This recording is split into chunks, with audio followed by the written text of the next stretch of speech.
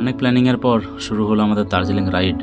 আর এই রাইডে আমরা প্রথম দিন চুজ করেছিলাম একটা লম্বা স্ট্রেচ 650 কিলোমিটার মেদিনীপুর থেকে একদিনে শিলিগুড়ি পৌঁছানোর। আর সেই গল্পই আজ তোমাদের শোনাবো।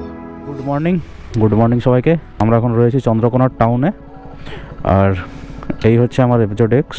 আর এখানে রয়েছে স্যামের স্প্লেন্ডার প্লাস, এদিকে আছে গৌতমদার ক্লাসিক 350, আর ওদিকে রয়েছে শুভেন্দুর SP 125। তো সবার সাথে পরিচয় করাবো। পুরো 4 দিনের একটা ট্রিপ হতে চলেছে, একটা দার্জিলিং রাইড, একটা ধামাকা লেভেলের রাইড হতে চলেছে এতগুলো পাগলকে নিয়ে। তুষারদা আর তমাল এরা জয়েন্ট হবে। তো তুষারদা কামারপুকুরে জয়েন্ট হচ্ছে, তো তমাল একটু লেটে স্টার্ট করছে। তো ওর সাথেও দেখাবো, ওর যে নিয়ে যাচ্ছে TVS রাইডারটা। তো এইভাবে আমাদের কিন্তু ছোটো বড়ো গাড়ি সমস্ত কিছু মিশিয়ে আছে। তো চলো বেশি লেট না করে এবার আমরা স্টার্ট করি। আমাদের অভিষেক দা সি অফ করতে চলে এসছে। বিশাল কষ্ট, যেতে পারছি না আমি, বিশাল কষ্ট। হ্যাঁ, ভুলে গেছিলাম, বিশাল কষ্ট, বুকে ব্যথা, বুকে পাথর চেপে সবাইকে বিদায় দিচ্ছি। ঘুরে আয় তোরা, যা কষ্ট, বিশাল কষ্ট। তারপরে দিলাম রাজা। भाई यहाँ पे क्या हो रहा है, भाई यहाँ पे क्या हो रहा भाई। ঘড়ির কাঁটা বলছে এখন 5টা বেজে 48 মিনিট। পূব আকাশ কিন্তু আস্তে আস্তে করে লাল একটা আভা আসছে। জাস্ট এই ফিলিংসটা তোমরা না রাইড করলে এই জায়গাটা বুঝতে পারবে না, এত সুন্দর এই সময়টা লাগে। তো এই যে রাইড করতে করতে সূর্যোদয় দেখার যে অনুভূতিটা, সেটা জাস্ট ভাষায় প্রকাশ করার মতো না।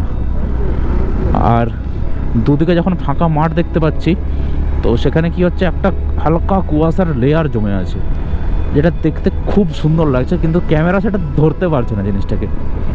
এই দেখো পূব আকাশটা হালকা হালকা লাল হচ্ছে, আর কিছুক্ষণের মধ্যে কিন্তু আমরা সূর্যি মামার দেখা পাবো। নর্থ বেঙ্গল রাইড এটা কিন্তু আমি প্রথমবার করছি, অর্থাৎ দার্জিলিং আগে কখনো যাইনি। তার জন্য কোথায় কোথায় যাব, কি করব, মোটামুটি আমাদের প্ল্যানিং বানিয়ে রেখেছে তুষারদা।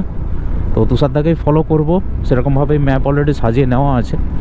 তো এইরকম একটা সুন্দর সানরাইজ এনজয় করতে করতে কিন্তু আমরা রাইড করছি এখন। তো চলো, first time north Bengal ride হচ্ছে, দেখা যাক আমার প্রথমবারের এক্সপিরিয়েন্স কেমন থাকে, তোমাদের অবশ্যই বলবো ভিডিওতে। আর প্রথমবার কাঞ্চনজঙ্ঘা দেখার যে অনুভূতিটা, সেটা জাস্ট এখনই ভেবে গায়ে কাঁটা দিচ্ছে। তো চলো রাইড কন্টিনিউ হোক, দেখা যাক আমরা কতক্ষণে মোরগ্রাম পৌঁছতে পারি। তো ক্যামেরাতে কতটা জাস্টিফাই হচ্ছে বলতে পারবো না। এই জায়গাটা যা সুন্দর লাগছে দেখতে, জাস্ট অসাধারণ। পুরো একটা ফাঁকা মাঠের ওপরে কিন্তু কুয়াশার একটা স্তর জমে রয়েছে, আর ওদিকে আস্তে আস্তে পূব আকাশ লাল হয়ে সূর্যোদয় হচ্ছে। ওয়াও, ফাটাফাটি লাগছে দেখতে। এখন জায়গাটার নাম ঠিক বুঝতে পারছি না, এখানে দেখলাম যে বেলুন দিঘির পাড় বলে লেখা আছে, কিন্তু নিচটায় পুরো কুয়াশাচ্ছন্ন, পুরো একদম। আর কুয়াশাটা আছে না, একটা লেয়ারে কুয়াশা পুরো। ভাই, তো আমরা ফাইনালি পৌঁছে গেছি বর্ধমান। তো বর্ধমানের ব্রিজটা পেরোচ্ছি। তো এখান থেকে প্রায় 100 কিলোমিটারের কাছাকাছি আছে মোরগ্রাম, যতদূর দেখতে পাচ্ছি গুগল ম্যাপ অনুযায়ী। তো এখন ঘড়ির কাঁটায় 9:30, আর আমরা কিন্তু ঢুকছি মোরগ্রামের দিকে। তো মোরগ্রাম পর্যন্ত পৌঁছতেই আমাদের রাস্তাটাতে টাইম লাগবে। মেনলি আমাদের স্টার্টিং পয়েন্ট থেকে মোরগ্রাম অবধি প্রায় 250 থেকে 260 কিলোমিটার মতো হবে, যেটা হচ্ছে একদম সিঙ্গেল লেন। এই রাস্তায় এত পরিমাণে লরি, তো সেই জায়গায় একটু টাইমটা লাগছে। কিন্তু মোরগ্রাম একবার পৌঁছে গেলে তারপরে কিন্তু আমরা ফুললি হাইওয়ে পেয়ে যাবো, যেখানে কিন্তু আমাদের বেশি টাইম লাগবে না আর। তো চলো, এইভাবেই রাস্তার মোটামুটি এই ভিড়ভাড়টা ঠেলে আমরা কিন্তু এগিয়ে চলেছি সামনের দিকে। তো আমরা যেমন বাইক নিয়ে যাচ্ছি, তেমন এক ভাই দেখতে পাচ্ছি চেন্নাই থেকে বেরিয়েছে, চেন্নাই টু কম্বোডিয়া। তো এটা কিন্তু সাইকেল নিয়ে যাচ্ছে। ওয়াও। তো চলো আমরা আমাদের পথে এগিয়ে চলি, সেও তার পথে এগিয়ে চলুক, ওনার উদ্দেশ্য সফল হোক। তো আমাদের ওয়েস্ট বেঙ্গলের সাইকেল ম্যান হিসাবে কিন্তু যাকে আমরা চিনি, তিনি হচ্ছেন পরিমল কাঞ্জি। তো পরিমল কাঞ্জি দাদার একটা কথা সবসময় শুনে থাকি, যে তোমার কাছে যেটা আছে সেটা নিয়ে তুমি ঘুরতে বেরো। যদি তোমার কাছে সুযোগ থাকে দেখতে যাওয়ার, সেটা পায়ে হেঁটে হোক বা তোমার কাছে সাইকেল, মোটর সাইকেল যা আছে সেটা নিয়েই বের হও। বের হয়ে এই পৃথিবীটাকে দেখো। তো বহু খারাপ রাস্তা পেরিয়ে অনেক জ্যাম পেরিয়ে আমরা কিন্তু অবশেষে মোরগ্রাম এসে পৌঁছেছিলাম। তো এখানে মোটামুটি একটু ব্রেকফাস্ট করে নিয়ে এরপর আমরা ফারাক্কার উদ্দেশ্যে যাবো, অর্থাৎ ফারাক্কা দিয়ে শিলিগুড়ি। তো মোটামুটি সমস্ত কিছু আস্তে আস্তে আমরা লাইন আপ বানাচ্ছি, সবার গাড়ি ছাড়ছে। তো এইটা হচ্ছে পালসার N160, এটা হচ্ছে নতুন গাড়ি আমাদের গ্রুপে। চলো এরপর সোজা আমরা কিন্তু একদম ফারাক্কা ব্যারেজ পেরিয়ে ওখানে একবার দাঁড়াবো। তো চলো এবার যাওয়া যাক একদম হাইওয়েতে।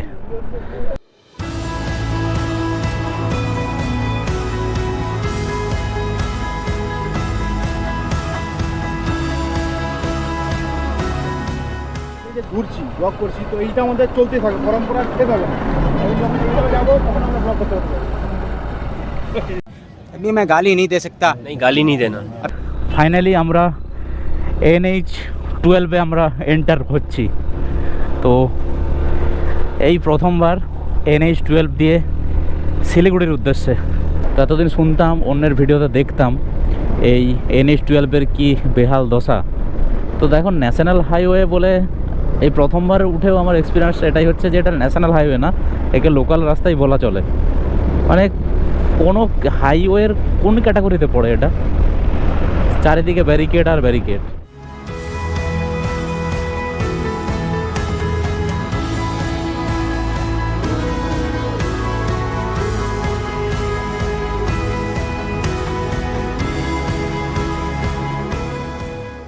তো এখন আমরা NH12-এ আছি, এর মাঝে কিন্তু জিওবিপির একটা পাম্প দেখতে পেয়ে গেছি। আর জিওবিপিতে তোমরা সবাই জানো এখন অফার চলছে রাশ আওয়ার।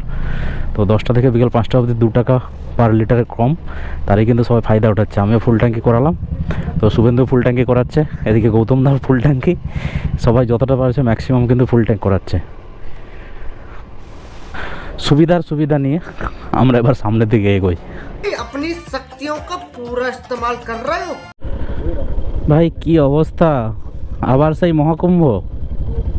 ফারাক্কা ব্যারেজে ঢোকার আগে এমন লেভেলের জ্যাম, আমাদের কিন্তু গাড়িটা ইউটার্ন নিয়ে যেতে হচ্ছে। যাওয়া যাবে না এদিকে, ও সামনে দিকে ঘুরে যেতে হবে যেদিকে বাসটা ঢুকলো।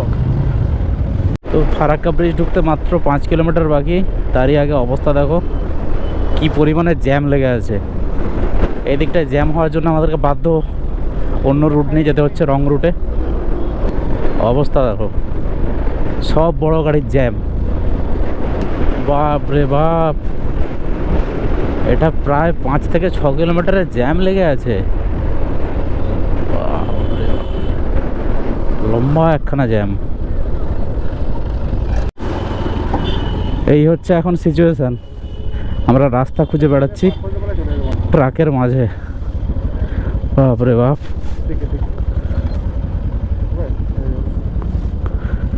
बहुत जगह है बे। হ্যাঁ এটা ঢুকাবে?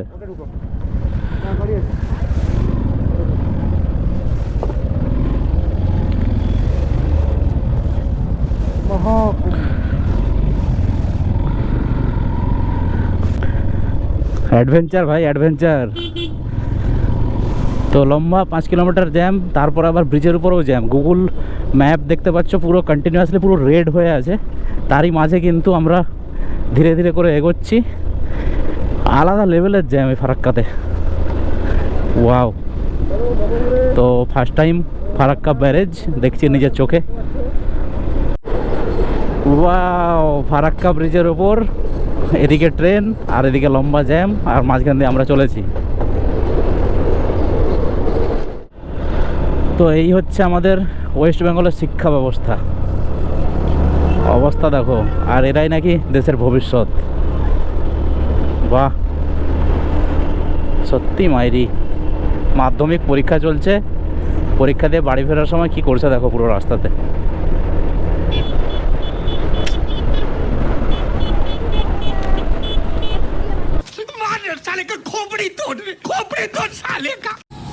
তো এখন আমরা রয়েছি ডালখোলা বাইপাসে, আর ডালখোলা একদম সামনেই রয়েছে। তো এখানে বহু কষ্টে একটা হোটেল খুঁজে পেলাম যেখানে আমরা খাওয়ার জন্য দাঁড়িয়েছি। আর এখানে দেখো পিছনে সূর্যাস্তটা হচ্ছে, তো এখানে খুব সুন্দর একটা ভিউ লাগবে, তার জন্য কিন্তু আমার পাখি রেডি হয়ে গেছে। একটা শট নেবো এখান থেকে, তারপর কিন্তু আমরা এখান থেকে খেয়ে দিয়ে সব বেরোবো। তো এখানে দেখতে পাচ্ছ সব গাড়িগুলো লাইন আপ করে আমাদের রাখা আছে। তো চলো পাখির চোখে এই জায়গাটা কেমন লাগে সেই শটটা আমরা এনজয় করি।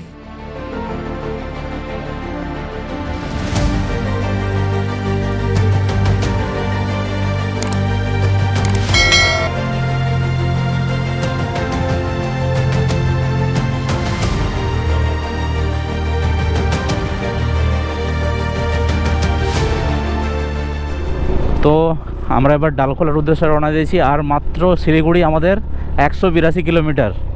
তো ফাইনালি আমরা 650 কিলোমিটারের একটা জার্নি কমপ্লিট করতে চলেছি। আজকের একদম ভোর রাত না পড়লেও একদম মাঝরাত থেকেই আমাদের রাইড চলছে। সূর্যোদয় থেকে সূর্যাস্ত অবধি রাইডটা চলছে। দেখো সূর্যোদয় আমরা যেমন দেখলাম, একটু পরে কিন্তু আমরা সূর্যাস্তও দেখতে পাবো। খুব সুন্দর একটা ভিউ দেখতে পাবো। এই সূর্যোদয় থেকে সূর্যাস্তের আজকের যে রাইডের যে এক্সপিরিয়েন্স জাস্ট অসাধারণ। তো চলো, আর আমরা মাত্র 182 কিলোমিটার দূরে আমাদের ডেস্টিনেশান। তো আমরা হোটেল অলরেডি বুক করা আছে আমাদের, তো ওই হোটেলে আমরা গিয়ে ঢুকবো। তো আর 182 কিলোমিটার পরেই আমাদের কিন্তু আজকের 650 কিলোমিটারের জার্নিটা কমপ্লিট হবে। তো এখন আমরা দাঁড়িয়ে রয়েছি সূর্যাপুর টোল প্লাজা। তো এখানে একটু একটা ছোট্ট চাই ব্রেক আমরা নিয়েছি। তো মোটামুটি প্রায় আমাদের 500 কিলোমিটারের উপরে রাইড হয়ে গেছে। আর মোটামুটি সবার হালাত একটু বুঝতেই পারছো, অনেকে নতুন রাইডার আছে, তো ওদের কাছে এক্সপিরিয়েন্সটা শেয়ার করতে বলবো। তো আর কিছুটা যাই, 600 কিলোমিটার কমপ্লিট হোক। টোটাল কমপ্লিট হওয়ার পর রুমে যেতে যেতে প্রায় 650 কিলোমিটার হয়ে যাবে। তো তারপর তাদের কাছ থেকে আমরা জেনে নেব আজকের রাইডের এক্সপিরিয়েন্সটা কেমন ছিল। তো 650 কিলোমিটার রাইড শেষে আমরা কিন্তু এসে রুমে চেক ইন করছি ফাইনালি। 650 কিলোমিটার রাইড শেষে মুখটা দেখো, বুঝতে পারছো কী অবস্থা। এইদিকে দেখো, ওইদিকে আগে দেখো, তারপর আমার দিকে দেখো। রাজুর হচ্ছে এটা সেকেন্ড টাইম 600 কিলোমিটার উপরে রাইড নাকি, মানে থার্ড টাইম আচ্ছা আচ্ছা। প্রথম হচ্ছে শিলিগুড়ি, সেকেন্ড হচ্ছে আমাদের বেনারস, থার্ড হচ্ছে আবার শিলিগুড়ি। সেকেন্ড টাইম আমার শিলিগুড়ি, ফার্স্ট টাইম একদম ফার্স্ট এক্সপেরিয়েন্স। হাউ দা জোস এখন একদম খোঁজ হয়ে গেছে, খোঁজ হয়ে ছাড়বে কালকে। তো আমরা রুমের মধ্যে চেক ইন করার পর রাজু কিন্তু তার ডিউটি পালন করতে রাখবে। সালা জীবনে শান্তি আছে বল।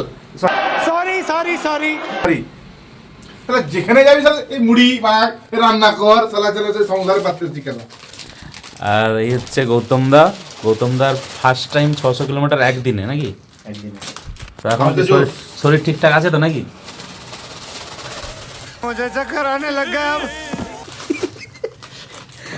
তো মোটামুটি এক্সপিরিয়েন্স আজকে সারাদিন তো গৌতমদা মোটামুটি ফাটিয়েই চালাচ্ছিল নাকি?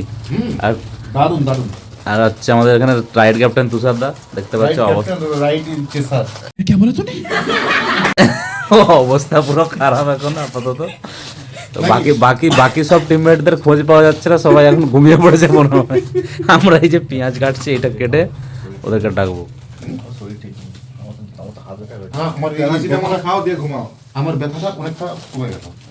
তো চলো, আর বেশি ভিডিওটা লম্বা করবো না, আজকের ভিডিও এখানে শেষ হচ্ছে। তো দেখা হবে তাহলে কালকে সকালে সবার সাথে পাহাড়ে নাকি? ঠিক এইভাবে ধরবো, মশাড়ে দেবো।